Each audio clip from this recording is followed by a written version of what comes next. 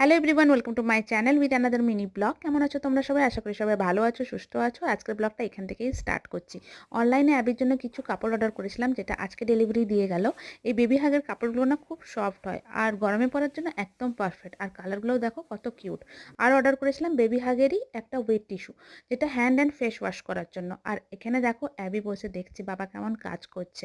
তারপরে আমি অ্যাবির সঙ্গে একটু টাইম স্পেন্ড করছিলাম। আর ইভিনিংয়ে বাবা অনেক সবজি নিয়ে এসেছিলো, সঙ্গে নিয়ে এসেছিলো ভুট্টা, যেটা মা রোস্ট করছিল গ্যাসে, আর সঙ্গে বানাচ্ছিল পপকর্ন। এখানে রঞ্জিত, আমি, মা তিনজনে মিলে ভুট্টা খাচ্ছিলাম। আর ভুট্টা খাওয়ার পরে সাথে ছিল পপকর্ন। পপকর্ন খাওয়া হয়ে যাওয়ার পরে আমি চলে গেলাম কফি বানাতে। যেন রঞ্জিত তো কফি খায় না, আমি আর মা খাবো, তাই দুজনের জন্য বানিয়ে নিলাম গরম গরম কফি। কফি খাওয়ার পরে আজকে রাত্রে মেনুতে ছিল চিকেন, যেটা রঞ্জিত বললো একটা স্পেশাল কিছু বানাবে।